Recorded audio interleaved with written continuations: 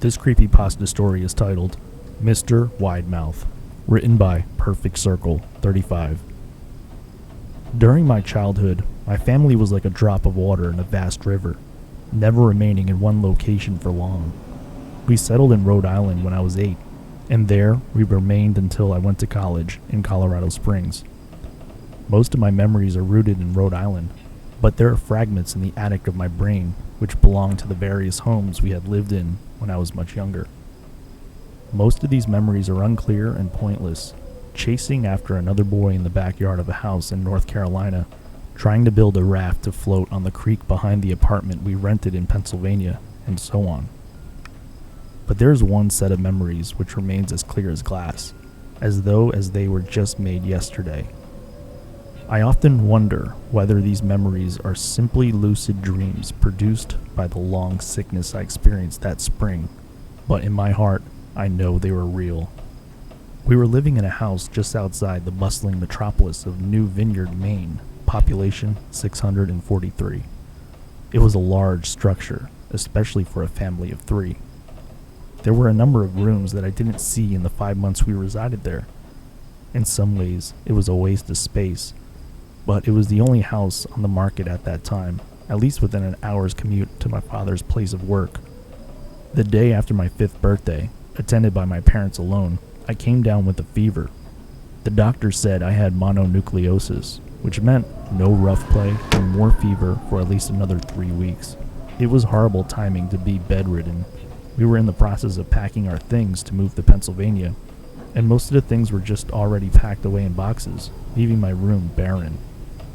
My mother brought me ginger ale and books several times a day, and these served the function of being my primary form of entertainment for the next few weeks.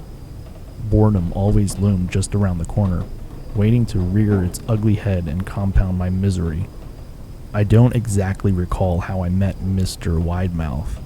I think it was about a week after I was diagnosed with mono. My first memory of the small creature was asking him if he had a name. He told me to call him Mr. Widemouth because his mouth was large.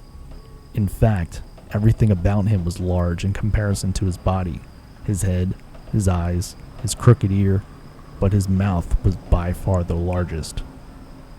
"You look kind of like a Furby," I said as he flipped through one of my books.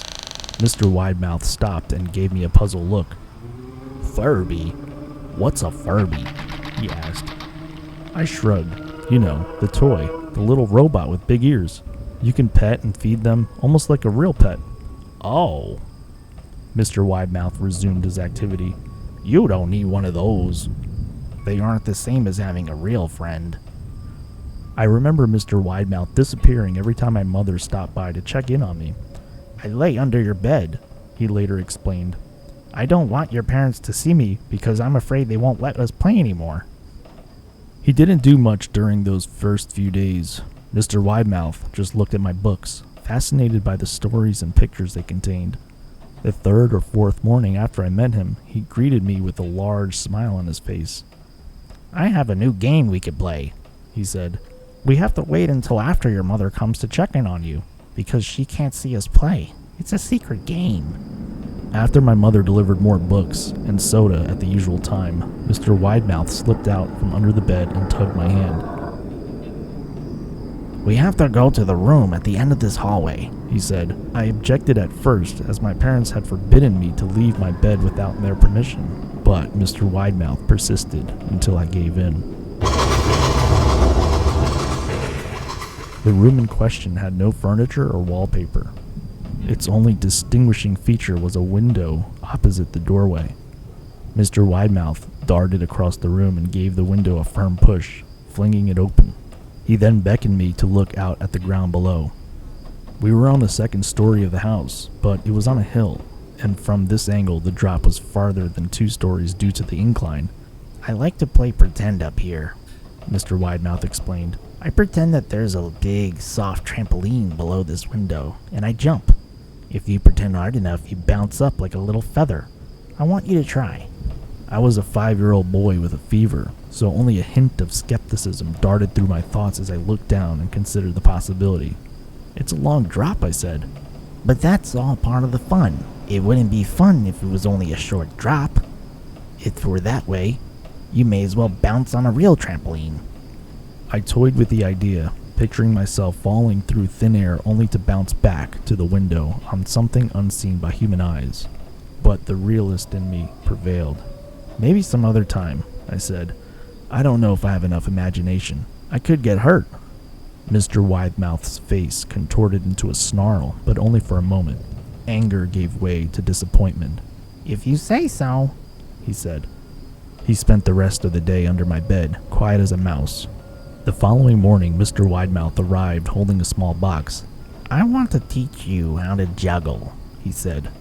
Here are some things you can practice with before I start giving you lessons. I looked in the box. It was full of knives. My parents would kill me, I shouted, horrified that Mr. Widemouth had brought knives into my room, objects that my parents would never allow me to touch. I'll be spanked and grounded for a year. Mr. Widemouth frowned. It's fun to juggle with these. I want you to try it. I pushed the box away. I can't. I'll get in trouble. Knives aren't safe to just throw in the air. Mr. Widemouth's frown deepened into a scowl. He took the box of knives and slid them under my bed, remaining there for the rest of the day. I began to wonder how often he was under me. I started having trouble sleeping after that. Mr. Widemouth often woke me up at night, saying he put a real trampoline under the window, a big one that I couldn't see in the dark. I always declined and tried to go back to sleep, but Mr. Widemouth persisted. Sometimes he stayed by my side until early in the morning, encouraging me to jump. He wasn't so fun to play with anymore. My mother came to me one morning and told me I had her permission to walk around outside. She thought the fresh air would be good for me, especially after being confined to my room for so long. Ecstatic, I put on my sneakers and trotted out to the back porch, yearning for the feeling of sun on my face. Mr. Widemouth was waiting for me. I have something I want you to see, he said. I must have given him a weird look because then he said, It's safe, I promise. I followed him to the beginning of a deer trail, which ran through the woods behind the house. This is an important path, he said. I've had a lot of friends about your age. When they were ready, I took them down this path to a special place. You aren't ready, but one day I hope to take you there. I returned to the house, wondering what kind of place lay beyond that trail. 2 weeks after I met Mr. Widemouth, the last load of our things had been packed into a moving truck. I would be in the cab of that truck, sitting next to my father for a long drive to Pennsylvania. I considered telling Mr. Widemouth that I would be leaving, but even at 5 years old, I was beginning to suspect that perhaps the creature's intentions were not to my benefit, despite what he had said otherwise.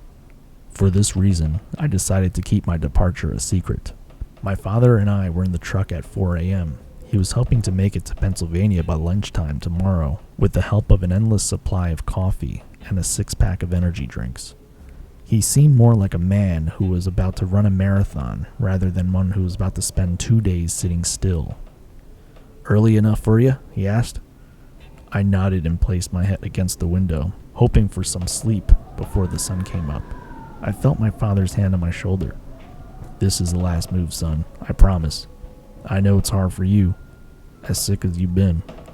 Once Daddy gets promoted, we settle down and you can make some friends. I opened up my eyes as we backed out into the driveway. I saw Mr. Widemouth's silhouette in my bedroom window. He stood motionless until the truck was about to turn into the main road.